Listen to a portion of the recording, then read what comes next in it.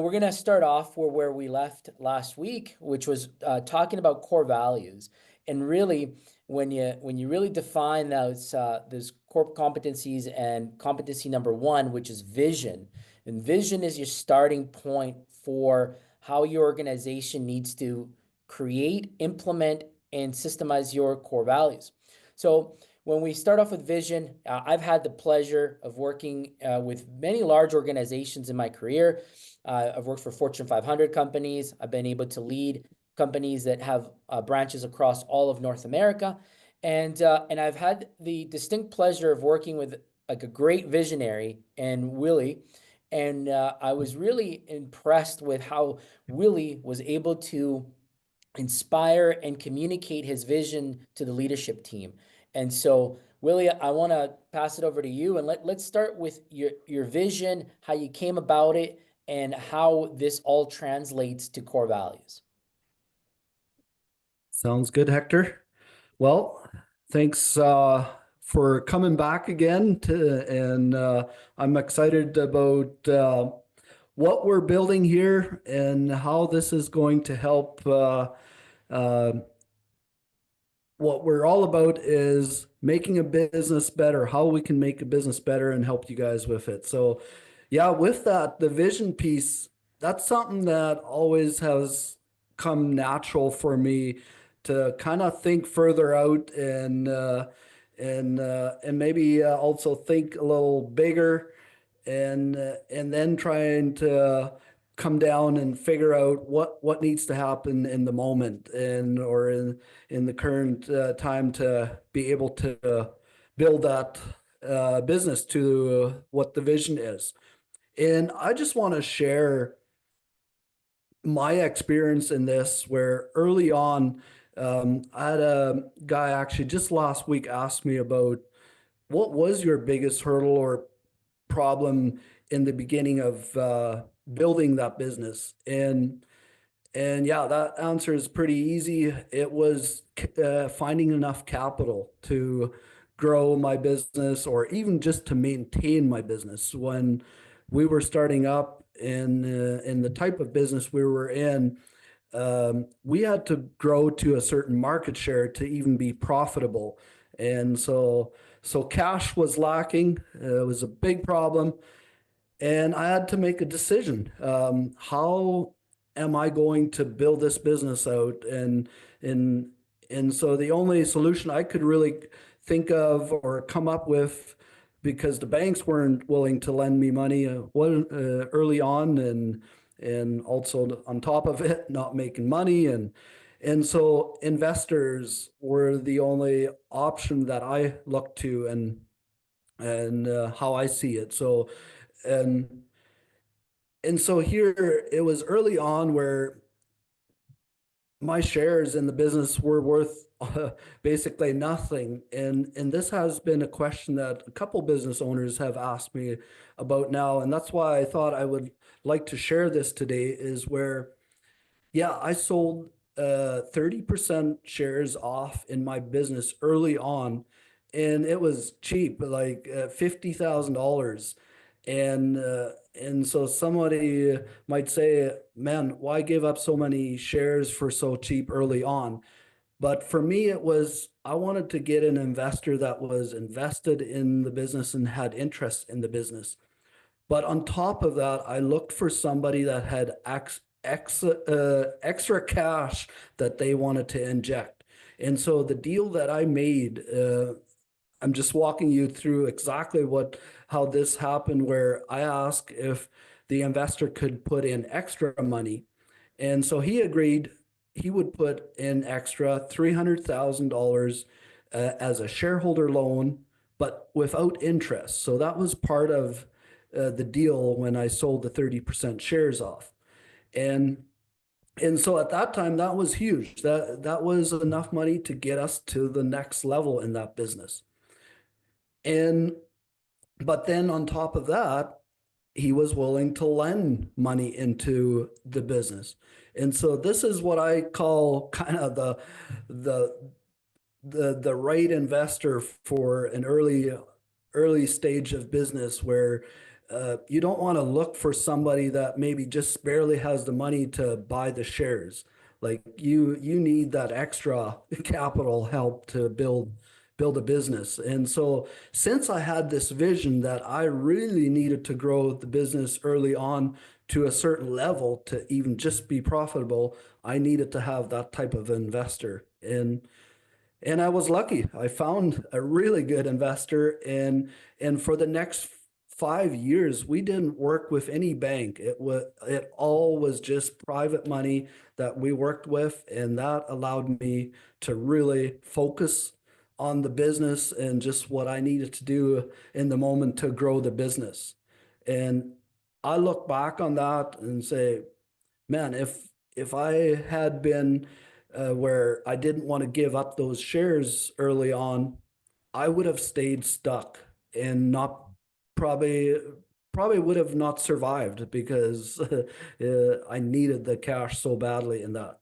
And so it's a lot more than just giving up the shares. It can really help your business be able to get to the next level.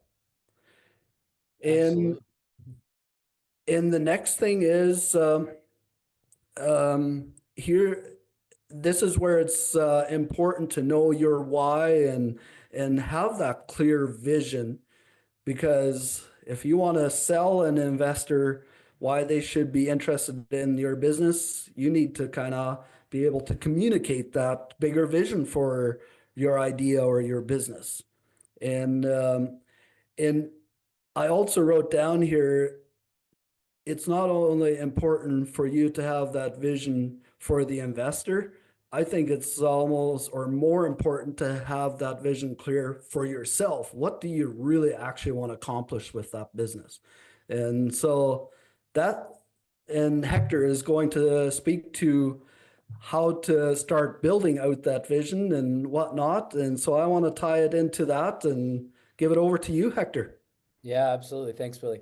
Yeah, it's incredible because you had a vision, you wanted to scale your business, you wanted to take it from, your pickup truck and where it went to a 5 ton, where you were riding from, Peace River to Edmonton in a 5 ton on your own, but you had a vision that you wanted to scale it to multiple fleet servicing all of northern Alberta, right? And you recognize Absolutely. that in order to do that, you needed to go get capital.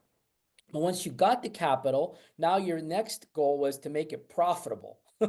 right? And so once you got it there, now you needed to start to implement like what is going to be the end result. And a vision isn't just words or some rallying point that you put out there. It needs to give clarity, it needs to give focus and momentum in the organization. And you get that with the core values. So I want to start off with saying like core values are the heartbeat to your organization, but they're also the standards to your organization. So one of my favorite sayings is you don't rise to the level of your ambition. You fall to the level that you're willing to tolerate. So your core values are what you tolerate in your organization or your team. Right? So remember that. It's if you're in an organization that is chaotic, it's because you're tolerating it. If you're in a team where you've got a lot of gossipers and a lot of negative energy, it's because you're tolerating it. So my advice is look at core values as the standard that which you're going to uphold for your organization. And we start there, right? That's the real hitting point of core values. So Willie, we had some core values at Willie's, right? Do you mind reading those off for us? I just want to make sure that people know what those are. Sure. Um, Number one was genuine, and then we added some bullet points underneath it. Be real, no drama, no games, authentic, and respectful. So that was our number one core value. And then number two was positive energy, fun and smiles, community minded, inspiring our team. Right. Number three, ownership. I am responsible, I'm accountable, and I'm a leader.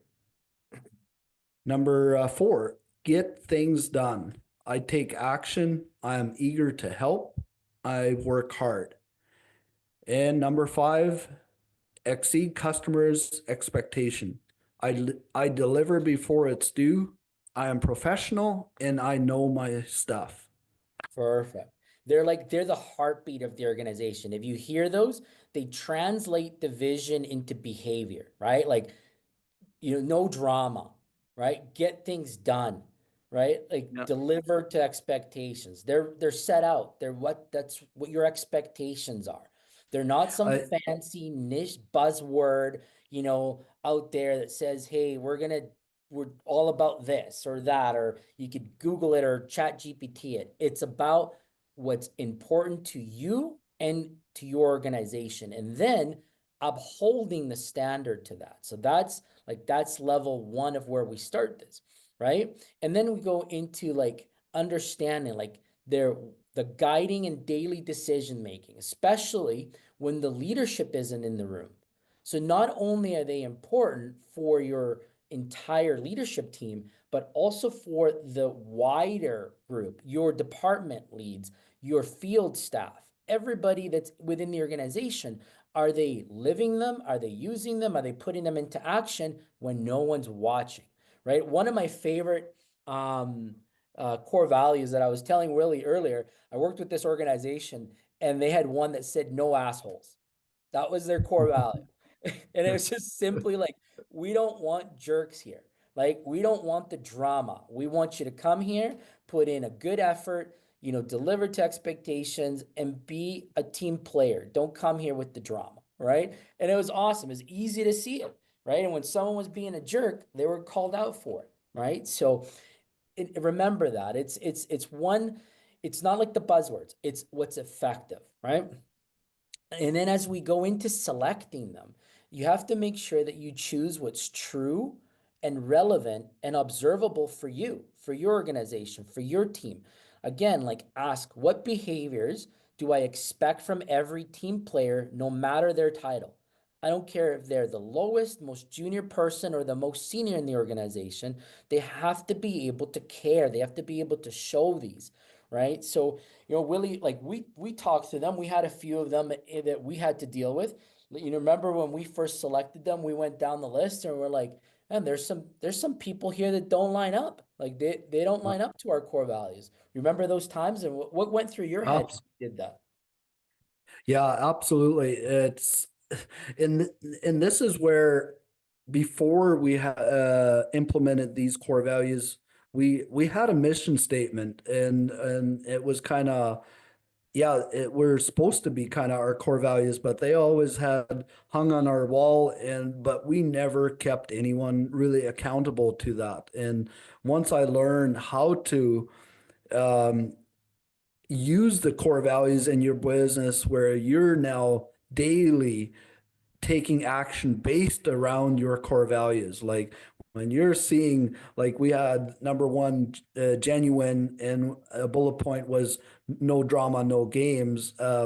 Well, if there was drama, we were pointing to our core values. This is not what we're here for. And if we can't solve this issue, then something will have to happen. Either someone isn't the right fit or whatever the case. We're not going to have drama. And That's I right. I remember where it went from drama was everywhere you looked to me and Bernard looked ourselves together one day and said, "Man, we haven't been in a drama situation for the last 30 days." And we couldn't believe it. That's right. We got rid of all the jerks. Yeah.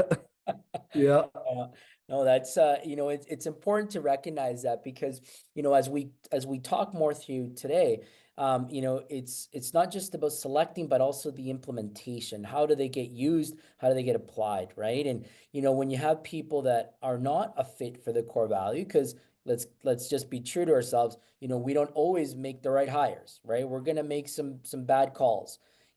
People interview well, you bring them in, and then they really get to show you who they are. And that's when you start to discover that there are some gaps. And so that's where when you introduce PIPs or performance improvement plans and you try to align them to get back on track to the core values that were shared with them at the interview process, right? But before we get there, we'll want to talk about like how do you select these core values? And my suggestion is involve the people in your leadership team, involve those decision makers, the influencers, those ones that you have trust on in your organization that are always there delivering, that have the best of the organization in mind. Involve them in selecting the values, and it should reflect again on who you are, who is the organization, and not just who you want to be. Like, do not make it part of those buzzwords because you see a company that you want to be like. It's got to be who you are. And this is really important. This is what I think set us apart, and what I always tell entrepreneurs. Like, don't try to be like your competitor. You're going to be better than your competitor. So therefore, choose core values that are relevant and important to you, right? Like the one that you spoke about, the no drama one. That was important to you, Willie, because at the time it was filled with drama in the organization, Yeah, right? So, you know, exactly. and so that's what makes these values real is once you start to implement them and you start to integrate them into your hiring, onboarding, and team like rituals, your ongoing R&R, right? So, one of the things that we did at Willie's Trucking and that I've encouraged many other entrepreneurs to do as well is to have them as part of your interview process. So I know, Mm. Willie, like you have the values card Yeah, in front of you. I Like was here's Willie doing that. yeah, I was just about to ask you to maybe do an example exactly how you started using these core values in all interviews. Yeah, and it's exactly what I would do is I would, I'm sitting here at my desk at the office and I have our core values for our organization here, but I would take these cards and like Willie has the Willie's card and we would sit as an interview and I would say, all right, this core value is important to us. Share with me how you live this core value, an example of how you do this. So no drama as an example. Let's start with that one. It's important to us that we have no drama in the workplace.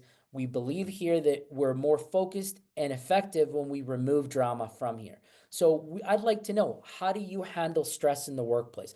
Give me an example of when you've had to deal with conflict with another coworker and how you dealt with that. And I would want to understand what's their method of dealing with people. Is it one that it resolves the issue, or is one that they like to gossip and create drama? Right? And I would ask them, have you ever had like meaningful relationships at work? How many have you built at work? Give me examples of relationships that you built at work because that tied it in to the no drama piece. Someone that builds meaningful relationships means that they generally get along with everybody at work, right? So that's how I would leverage that particular one. And I would do that for every single one of those core values and get them to give me examples of how it relates to their life and their work style. And through that, you really starting to learn who you have sitting in the room in the interview with you, right? So, Absolutely. Absolutely. Then if this person's being genuine, if this person is really, going to be one that you want to come to your team. People can talk about hard work. Oh, I'm a hard worker. Okay, give me an example. What makes you a hard worker? Right? Oh, mm, because you worked overtime one shift. No, no, no. Like, I want to mm, know, like, what's the history? How did you do it? How did you overcome it? Like, did you work on a project for 6 months, a year, that you had to, overcome some big challenges? Like, show me, give me the actual proof, right? And so that's how you really use them from an interview standpoint and then flipping them into those that are already in your organization. And now you mm, have core values established.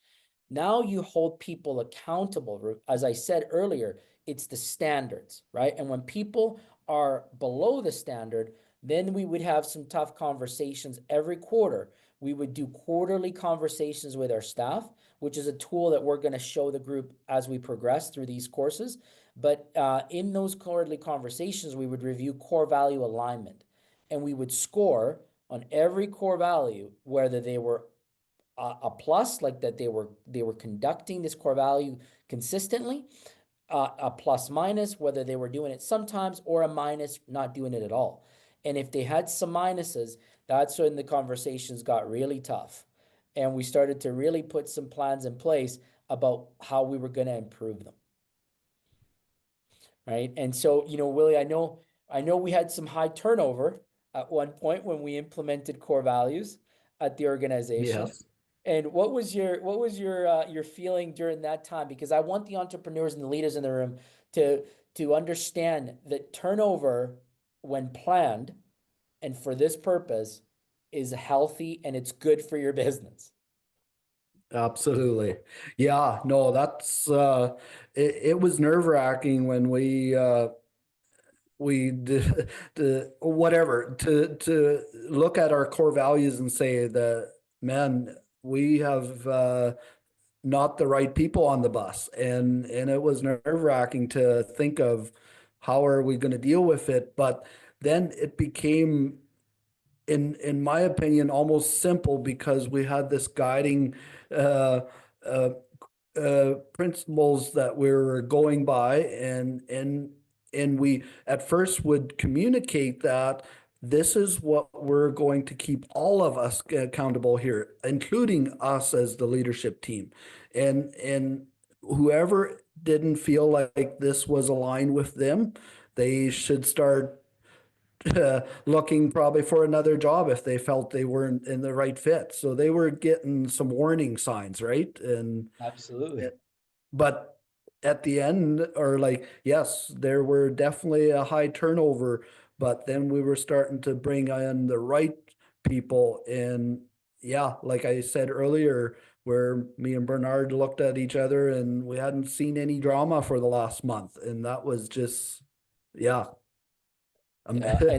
And then the results started to come behind it, right? We started to see absolutely. Yeah. the productivity increase, revenue per man hour increase, right? A hundredth weight, that was the measurable in the trucking Yeah. LTL world increase, and all overall profitability, because we're all in business to make money, right? So, that was really important. But it's not all, doom and gloom, right? It's not all about firing people. It's about also reward and recognition.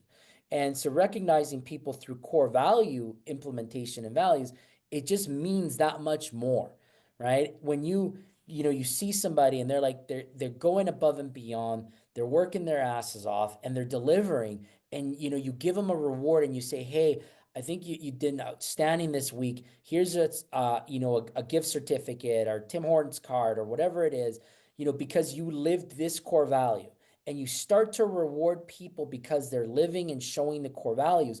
Those individuals now gravitate to that action and they remember it. They know that you're looking out for it, and now they become motivated to start to show that and live it and put it into action.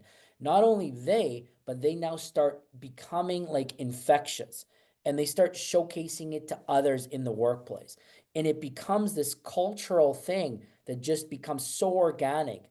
Everybody's now aligned because everybody has the same beliefs and the same output, the same goal in mind towards that vision, right? And I know, Willie, you always used to, have those thank you cards, and this was a really good program that you started as well. Do you remember how that came to be and how you implemented it? Yeah, I don't remember exactly how that became even, but yeah, just this thank you card with what did we put in there? $10 Tim Hortons card or something every Yeah, time. But the program there was uh, in our meetings, in our structured meetings, we had uh, an area where we shared people headlines. And if anyone was brought up in the headlines as they went out of their way to get something done in our business, if another person brought somebody up, then automatically whoever's name got on that headline as a positive got a thank you card sent with a little certificate card in it. that's right. But that thank you card was signed by everyone in the leadership team. And That's right. it just it meant so much, right? I remember having, junior drivers, like very entry drivers saying, "Oh wow, like the leadership team is giving me this car. Like they don't even, how do they even know my name?" Oh, it was because your supervisor referred you to us and said that you did this, really well. And it was Yeah. showcasing to the core values. And so it starts to breed, right? It starts to really grow. And so I wanted to make sure that we touched on that because it's really important. That's how it really becomes integrated into the daily activity and the daily language of the organization. So, we talked about how to select them, we talked about implementation, how to use them, and now let's talk about integration. How does it become applied to your everyday use, right? So you bring these values to your meetings, you share them, you start them off, you introduce them to everybody. You make everybody aware of what they mean. They have to be real terms. They have to bring it down to real applicable language for everybody in your organization. So again, no drama equals no assholes, right? Like as we said earlier. So Mhm. it's simple, it's easy to understand and easy to apply, right? You share stories, you talk about why this is important to the ownership, why this is important to the organization, why it's going to be important to them, right? If we deliver on these and we execute this, it'll enable us to hit our vision, which will enable the organization to grow, which will enable us to promote and grow within the organization, right? And we make sure that it becomes that livable culture in the organization. But here's the kicker: in order to really integrate it into your business and into your teams, it must be measured. And it must be measured from the leadership down. It can't just be words. Like it can't be like these are my 5, 10 core values and everybody follow them. And I'm the owner or I'm the leader, so I don't have to. That's not how this works. It starts with the Yeah. top. And if the top can't follow the core values, if they can't hold people accountable, if they can't call out the asshole, then your core values will never truly be infectious because they're going to be looked at as a nice to have and not a must have in the organization. Does that make sense? And we'll have some questions and some Q&A shortly, but I wanted to make sure that people were, we're getting that message because it's important that core values, again, it's just such a strong tool to use that you can't take it lightly. Okay. When you're selecting them, make them smart, make them real, make them who you are, make them applicable to your organization and avoid some red flags, right? Like, you know, don't be picking up these ones, like I said earlier, that are, oh, they're nice niche words, or they're the ones that competitors use, because they're not who you are. And all that will do is that they just sound good, but they don't show up, and it'll just kill trust, right? If your organization is not ambitious, don't put continuous improvement because the ownership's not ambitious. They want to stay status quo. But if you want to grow and you want to be the best, then put like expect excellence. We want to be delivering exceptional results. Like those are the type of motivators that you want to make sure you put there, right? Leadership doesn't, if leadership doesn't walk the talk, and if the values are optional at the top, then they're going to become irrelevant at the bottom. So I want to make sure that that sticks with everybody here, right? If you're trying to penetrate to the bottom and you are not leading by them, the ownership, the managers, the directors, whatever your title is, if you're not doing that, it'll never get down there, right, Willie? And I mean, you could speak Yeah. to that as well. Yeah. Yeah. No, and we hired Andrew, who was actually helping us out with these core values and implementing them. And he made it so clear to us, like, your leadership team has to be so united behind this that it's going to work. And so he was very clear in the beginning with that. But then also, maybe you can talk also about the exercise, how we came up with the core values a little bit, and to really dig deep what we really truly wanted the company to be like. Yeah, absolutely. We did a very cool exercise and we said, let's select our top performers in the organization. Like, let's describe who do we think are like the top performers. If you had one, two, three bodies, names, and we name them, and we said, well, what makes that person so special? What is it that they have? What are the qualities that they do in this organization? And we had one guy, Wes, right? I still remember his name because he is a great guy. He was like super personable, a hard worker, like always going above and beyond. I had no drama, and we just started to like just write these down because they were organic to what the organization was, and we already had somebody and a few, like we had a few names, right? And we talked about all of their traits, and we said like those are the ideal team members in this organization. If we had 10 of those guys, 100 of those guys, how much further could we go?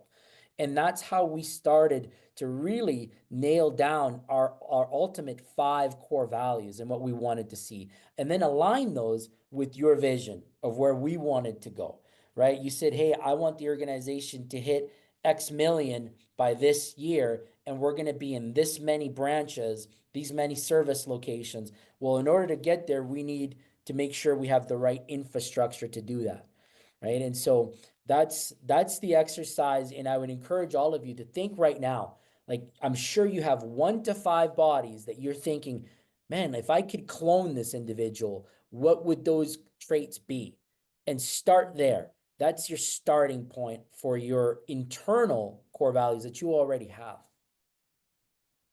right? And then, a final thought around this is that it's a compass, right? Core values aren't just about being nice, they're about being aligned. So remember that. You always got to use this as that compass. They're your guiding point. They're ensuring that you're staying true to the path that you want to achieve.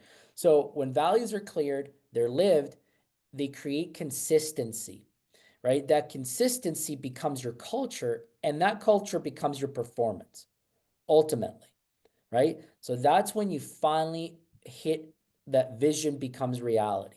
So if you can think of it as a map, you set your clear expectations, you have your core values, you live them so much that they're consistent. As you become consistent, you get the flywheel, which becomes your culture and your performance. And then your output just becomes your performance. And that's when you gain that profitability and that momentum that you're looking for as business owners and as leaders. So, that's the core value, teachings for today. And we're, wanted to make sure that we had an opportunity to open up the floor, get some Q&A going. And yeah, be curious to hear Uh, from. wh- One more note here, maybe to add to the core values and to make them become real in your business. Looking back, I think what worked for us was that we, as the leadership team, also committed to where we were going to do a quarterly conversation with every person, every employee in the company every quarter. Mhm. And I think that one decision, um, it's amazing how quick a quarter goes away, but when we started meeting every quarter with every employee and we sat down with the core values, and based on the core values, we would go through them and rate kind of how well are they performing around the core values. I think that one thing is probably what made it the most real in our business, or the core values become alive actually in our business, was having those quarterly conversations. And so, Yeah, yeah, those definitely helped with the consistency aspect, right? Because exactly. you had them every 90 days. So every Yeah, 90 days, you were going to have that conversation with whomever you reported to, and that would be the congratulations, pat on the back, you're doing a great job, or hey, we've got some work to do, right? yeah, And that again sets your culture, as I was saying, right? Consistency culture equals performance, and that's where you start to see the wins. That's what everybody's chasing, is the wins. yeah. And the other thing there was, where you were, or for me, a lot of times I was dreading having that conversation with a person if they weren't quite aligned what I thought they should be doing, and it became this tool where it made that conversation so much easier. Where, for an example, positive energy and inspiring our team. I remember a person I sat down that they weren't inspiring our team. So it was a very easy conversation to have and say, this is where I believe we're off because our core value says inspiring our team. And it was easy for them to understand what we're talking about. And yeah, it's I couldn't believe the power in this tool when we really used it to its fullest, the way it was designed to do. Yeah. Oh man, you're getting you're sharing some of the next tools we're going to talk about in the quarterly conversations. And I know there's folks out there and owners out there that have a struggle with hard conversations, right? I think I've seen it. I've seen it That many was me. times. I've worked with many individuals that struggle with having the tough conversations. I'm probably the opposite. I'm like the rare one in the room that I don't shy from the tough conversations, so it was okay for me. But I know many business owners that struggle with that, and so having this tool will enable you to stay factual and keep it very like neutral in the sense that it's not feeling based. You're talking about the facts and you're delivering a message that encourages for improvement. Like that's what you're looking for. You're not looking to beat anybody down, but you're looking for them to get aligned to what the organization expects. And if they're not, well, then there's a choice to make. You're going to improve or you're not, and we won't see you for very long. Right. So those are the things that, business owners and leaders can become really good at delivering when we start to apply these tools and we really leverage them. But, having like the core values set, applied, and actually structured in your organization will enable you to have those tough conversations to be so much easier. They're going to be like less stressful, and yeah, I know we talked about that many times years ago, Willie. So that was Yeah. good. Awesome. All right. So, are we ready to open it up to the group to maybe Yep. uh, let them ask some questions here?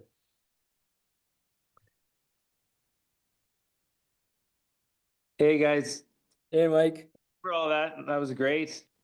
Just a quick question, like when you guys are hiring on based off of your core values, instead of bringing people in all the time, can you set it up with, say, like a hiring platform that sort of gives them a sort of a test online? Because a lot of people apply online nowadays. Is there something like you can set up that has sort of questions based on your core values so you can sort of wean out the bad ones that like not even waste our time to come in and talk to them and then just get it set up already? So the ones that are coming in already have a good baseline off of that little quiz test that you give them. You recommend using those? Yeah, yeah, absolutely. It's a good filter to do it that way. I would still encourage that you hit on it at the interview stage, right? I know Yeah. that, there's going to be a lot of technical questions at the interview for the role that you're looking to hire, whether that's your specific business that you say you're in transportation, you're in HVAC, or you're in, electrical work. You're going to have specific skills that you're going to look to hit to make sure that they're capable of doing that. But the core value piece also needs to be part of that interview process. You still have to have those questions there and really make them speak it and show you, talk about their actual life stories of where they've applied them. So you might filter a good chunk away through that uh, questionnaire, putting it like on Facebook and or Indeed to answer these questions. That'll get rid of some, but don't underestimate having them answer it live in person and under pressure, because that's when you're really going to see if it's true or are they just trying to make it up as they go. Okay. Yeah. Makes sense. And Thank you. for us, I remember in our ads, we always listed the core values in there for people to kind of get to know us. And I remember a lot of times we had people come in and they had read through our core values and said, man, we want to work for a company like with these core values, right, Hector? Yeah. Uh, Yeah, absolutely. Absolutely they did. Yeah, they would always come back and say, "Hey, these are really meaningful. Like, how did you come up with them?" And they'd have questions for us about them, which was really good. I appreciated that. It showed that they took the time to really try to connect with the organization. You know, one of the interview questions that you always will ask or will hear people ask is like, "Hey, why so and so? Why are you interested in working here?" Right? And they might say, well, the brand looks really cool. You're big, you're well established. Hit them on the core values. Like, do these align with you? Because if they don't, it doesn't matter what the sign says out there. You're not going to fit in here. Yeah, Right? Does that make sense? it does. And like in a bigger organization, when you're setting like how do you get those core values down to those field staff that are rarely seen in the office? Yeah, mm, good question. And it starts with leadership level interactions, right? So I said it starts with the leadership, then middle management, then field level management, then like crew leads. All of them have to be held up to the same standard and the same expectations. If I go down to a field like today, I go out to a site or to one of our satellite branches and I talk to a foreman. I want to hear what core values example that they've shown me for the week. Like, what's a highlight of their core value? Just give me an example of one. And that tells me that that person's thinking about it. And if they're thinking about it, they're living it, right? And then if they're living it, everybody else is seeing it and they're teaching others about it, right? Okay. But then, to also get it to the field value is you use the reward and recognition aspect, which we talked about, right? You start to reward field performance based on core value execution, right? A mm, service tech might do a really good job and go above and beyond taking care of a customer. Give them a thank you card, Tim Hortons card in it with, hey, you went above and beyond core value number 3 for us. This is what we like to see. That field tech's gonna remember that. The field people around him mm. are gonna say, "Hey, how come that guy got that? Like, how do we get that?" Right? And it just starts to motivate others. What are your thoughts on that, Willie? Anything there for you? Yeah, exactly that. Where the quarterly conversations, if we, yeah, I remember just we had the whole list of employees, and Bernard would check that off, make sure every quarterly conversation was done. And so that just got everybody involved in, okay, this is how we're going to run this business from now on. And and I was just thinking about it, like we didn't implement these core values until we had like 90 employees, and someone might look at it and say, man, they aren't used to us doing this. But we made it very clear we're changing how we're doing. And if anybody doesn't like what we're doing, too bad. This is what we're all about, and this is what we're going to keep all of us are accountable for. That's right. Yeah, and Right. that's when you get true traction, when people know there's not another option to not follow this. That's right. What other questions do we Yeah, have out there? I do like that reward program. We sort of have something very similar to that at where I work. It's it's a shout out. So every employee has an app on their phone, and we give them so many points, which is so many dollars per month, and then you can shout people out on there. It's like a Facebook thing, and then for every points, every dollar, and then there's a page where you can go get all your rewards from Visa gift cards to whatever, and if you save up, you get a lot of money. But Nice. it's a way of letting the whole team, not just the management, it's the whole team can shout somebody out for helping them, right? Yeah. And Mm, that See, aspect is really nice. that's perfect. Imagine like you shout them out for core value, right? For Yeah. showing a core value expectation. Like that starts to then Then generate it. everyone sees it. Yeah. Exactly, right? And you guys are Yeah. already ahead of the game because you've got a reward and recognition app, right? You've got a platform where, you can start saying, hey, you went above and beyond, or, you had no drama, or whatever your core values are, and you start to really lean on those. Yeah. Yeah, Yeah, for sure. sure. Any questions from you? Was our directed to me? Yeah, sorry. Yeah. Oh, um, yeah. I guess I'm not sure the size of everybody's business. Ours is just a small business. Sometimes I feel as if a little bit of a struggle we have is a lot of the employees not really taking the core value conversation very serious. Hmm. If that makes sense. Like we don't have so we're a small business. We live in a small community. Willie knows there's not a Yeah. lot of people, and it almost seems as if, for example, the last guy I just hired, before he actually came in for his interview, I sent him a copy of our core values that he had to read over before he even showed up. Okay. And okay, everything's cool, but then when it really gets down to it, it almost seems as if they take it not that serious because they know you don't have a whole pot full to pick from, Hmm. right? Yeah, yeah. That's That's sometimes I feel that's a little bit of a struggle for us. Yeah, like Willie helped us to get the core values. I like what we have, but maybe it's something from my end or something that I need to go harder on. I don't know.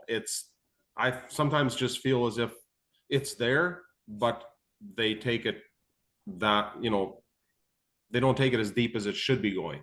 right. So I'm going to repeat what I said earlier, right? Your team rises to the level of your ambition, or they fall to the level that you're willing to tolerate, right? So Mhm. if they're fallen to that level, it starts with the leadership. You're tolerating it, you're allowing it. And I hear you. I completely understand the challenges of being in a small community and having to find people. I lived in Grand Prairie for a number of years. I know the community is tough to find, especially in that time. Qualified class one drivers. It was a hard thing to do in that sort of business setting, right? But what you do is you stay ahead of the game. You proactively are interviewing. One tool that I implemented is that I had at least 3 interviews a week. I asked all my branch managers, you're having 3 interviews a week, every single week, whether you need to hire or not. You're having them every single week because competition creates consistency, creates motivation. And when you see people coming in for interviews, people are wondering, like, oh, why? Like, what's going on here? Right? There's people that are going to come in to probably replace me down the road. I wasn't shy to bring in a driver in for interviews right into the building, even if I only had one driver position. I was not shy of doing that. And it created that because I was being transparent about the fact that if we don't have the right core values, you're not going to be here. And so my suggestion is go recruit, go recruit, go interview, go interview, go interview until you find those people that align with your core values and that truly can accept them. And those that don't have that willingness to care for them, then the writing's on the wall, right? And you could start to free them to the workplace, and you'll find the gem out there. But continue to look because you're gonna find them. They're out there, even in small communities, in hard to find. You're gonna look for them. And you're gonna find them. You might even start to uh, put your ads outside of your community where people might be looking to move there, and that could be a possibility. But my suggestion is to always be proactive in situations like that. Yeah. And one thought here, James, I was thinking about was also, I think sometimes it comes down to also communicating clearly to them how much those core values mean to you. And and I think if they truly understand uh, how much you are keeping yourself accountable to those core values, they'll naturally probably come up and start believing in them more too, or knowing that you're taking them seriously. Hmm. Yeah. Absolutely. Yeah. Sometimes, yeah, I would say for us, since we've gotten the core values, it's as if it's not a joke, but they, they'll not, okay, this is a core value, but whatever, it's not a big deal, right? We'll just do our thing. Mm. Yeah, yeah. And It around ch- that, Hector, maybe you have some thoughts. I'm just thinking where there could be some kind of exercise around that and how that, or pick a core value and say this month we're focused on something around that core value that could strengthen our business and do some kind of activity around it. Yeah, yeah. And to start off with, to really make it meaningful, I would start with the reward and recognition. I would say, look, let's pick, the one that's going to really drive it. So if we look at Excel customer expectations as a core value, I know that was one that we had there, right? So our focus for this month will be Excel customer expectations. Everybody that excels customer expectations, we're going to do a reward and recognition. But not only that, like if we hit this sale target and align it to a number, right? A revenue number or a KPI that you choose, however you structure it. Say we're gonna then like make this even sweet in the pot. We might have a weekend in Jasper, a weekend in wherever, like that will pay for something that makes it a little bit more meaningful than just a Tim Hortons card, but it starts to drive that like meaningful activity around the core value. Start there, right? At the same time, you start to hit on those that are not living the core value, and you start to really get behind it by having tough conversations and saying, "Hey, Bob, like you didn't deliver to customer expectations this week. You went home early 3 times. You left the job site before it was meant to be done, and we had 2 customer complaints. Like that's not going to fly. So what are you going to do differently next week, Bob?" Mhm. Right? And let him answer that to you. You don't have to give him the answers. He's got to tell you what he's going to do differently. How is he's going to make sure that the following week he has 0 complaints, that he delivers to customer expectations, that he gets the job done at the right efficiency point, right? And if he doesn't do it, week 2 is, hey Bob, okay, you didn't you again week 2, here's your write up. Here's your official write up, right? Okay, here's your suspension. And Mhm. if you're into it by week 4, here's your termination. Because you're obviously, we're not aligned, Bob. We keep talking every week. I keep telling you my expectations. You're telling me you're going to do it, but you don't do it. So sorry, right? Like you got to get real and you got to put rubber to I, the road.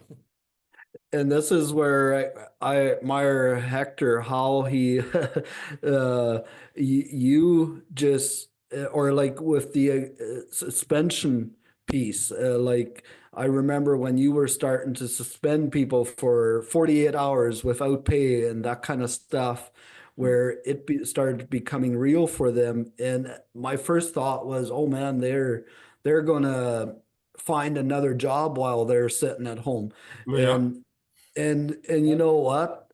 It was the opposite. Like they came back after that 48-hour suspension and it's almost like they just wanted to know where the line is with this, and then they became much better employees after that. Mm. Yeah, It's funny how it works. Or it is. So go Go ahead, ahead. Hector. No, I heard somebody else was going to say something. I was just gonna say, to me, sometimes it seems as if as soon as you get invested into a certain employee, especially if it's more of a lead guy, right? For us, we have 2 guys on each truck. So I'm usually not fighting the helpers, I'm fighting the lead guys, because as soon as they find out I've got time and money invested into them enough so they're kind of running their truck, but you know what I mean? Those are the guys I fight with way more Yeah. because they get this attitude of you need me and I'm not, you know what I like, it's, and that's the one where those are the guys I'd be referring to that are they'll kind of laugh at your core value or whatever. Yeah. So what are you going to do? Fire me? Yeah, and that's where I'd bring in, I'd put out an ad for a lead position, exactly what they do. And I would come in and have them interview right there while they're in the building. And they'll say, well, why are you interviewing for my job? So, well, we're going to grow, right? We're going to grow one day. And so I need more people here. Right. That's the answer, right? We're going to grow and you're going to grow with us, or we're going to grow with you or without you. So, right? And like I'm not shy to put that pressure onto people because those that are hungry, those that want to be part of a successful organization are going to gravitate to that and they're going to say, "Yeah, I want to help you. I want to be successful like you. I want to be part of the success story."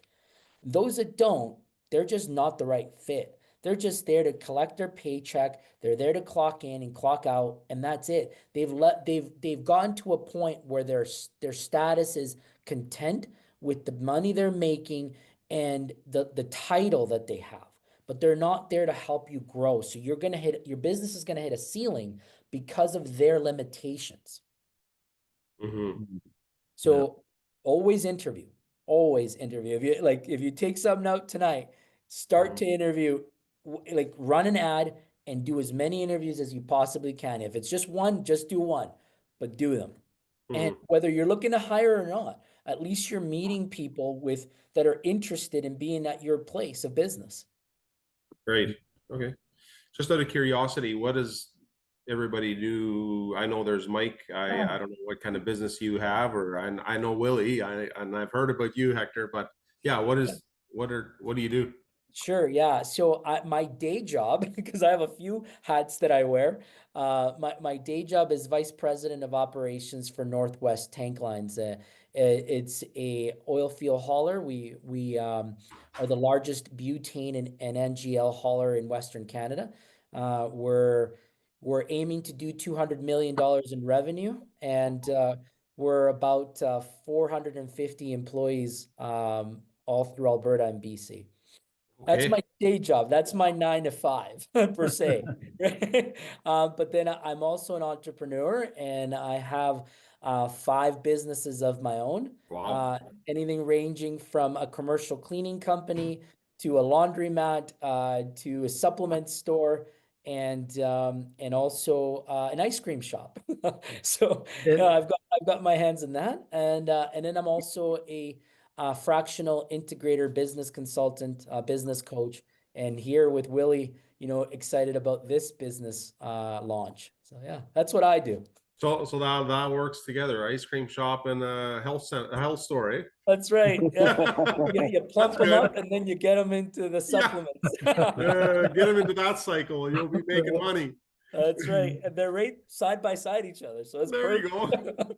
Right on. Yeah, absolutely. Yeah, Yeah. Mike, why don't you share what you do? Yeah, I'm in the mechanical HVAC plumbing business. I work for Wheeler Mechanical up in Calgary. It's fairly decent company and we're looking to grow. We've just been focusing on our commercial side and just trying to bring everything together and trying to nail down all of our values at this point. We're trying to just finalize everything and get everything down and yeah, then we're going to try to implement them and Good. yeah, see how it goes. So we encourage you Awesome. guys to communicate in the community, right? Interact in the community. I think that's one thing that we really wanted to hit on today, Willie, right? Yeah. I think we've seen you already, James, in the community. Mike, we encourage you to get active in the community. You're going to be able to post there. Willie, why don't you show us what we were going to touch on there? If nobody else has if there are no other questions around core values. Okay, let's move on. I'm good. Yeah, I'll just quickly share the screen here in the community.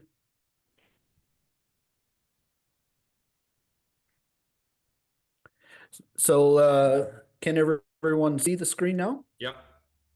Perfect. Yeah. So with this week, we made a couple updates or a couple add-ons, I should say, is general discussion. I wanted to start with that. That's where you can come in and start asking questions, put questions to the group if you want, or you have something that you have learned. We encourage you to share it in the group. And yeah, just we want to really focus on being this very active platform and interact inside the platform. And and then we added marketplace. This is something where if you're interested in basically advertising your service and your products in here, so you can go in here and name it or a title and put in the description what you want to say and add a video or a picture, that kind of stuff to it. And so this is where you can promote kind of what you're doing and that kind of stuff. And I think as we keep building out this, will become an interesting place to look at all the different things that are going on, and it's going to help each other motivate to do the same. So, anything you want to add there, Hector? Yeah, no, I just encouraging again, it's about being interactive. You know, the marketplace is going to be a good place to communicate your business, your niche, what you do. And then hopefully, you know, others, you know, you may have the opportunity to do business with it with each other, right? So that's something that's important. I also wanted to maybe touch on the phone link app or instructions that you posted, really, because I thought it Oh, was really cool how until our phone application gets completed, there's still the option of having the ability to have this tool available on your mobile device, and where you can get notifications and you can communicate and interact as well. yeah, so I made just this short video where I shared my screen on the phone, how I added it to the home screen, and so it's where you basically copy the link of the Inner Circle program and open it up on your phone web browser, and you can just hit the up arrow on the bottom, especially on an Apple phone. I'm not sure where it's on the Samsung phone or whatever, but then you can add it to the home screen, and now you have it's like an app on your home screen, so you can easily access it. So that's Yeah. something that I was encouraging people this week to add it to their phone and Makes it yeah, and very you'll easy. Like once you do that, then you have exactly, you know, the platform right here at your fingertip, and you could interact, communicate very much like any other social media platform. yeah. And here again, we got the leaderboard, so we would like to see more interaction coming in and start building the levels up. Yeah. Absolutely. Cool. That will wrap it up for tonight, folks. We're right at 8:05 now, so a few minutes over since we started a couple minutes late. But again, encourage you all to continue to come every Thursday night and interact in the community. And if you haven't done so, you know, add yourself to the community and talk to your colleagues, talk to you know, your any other leaders in industries that you might come across, and invite them to come to this call on Thursdays. We'd love to see more people here and, you know, and start to grow this network community that we're building out.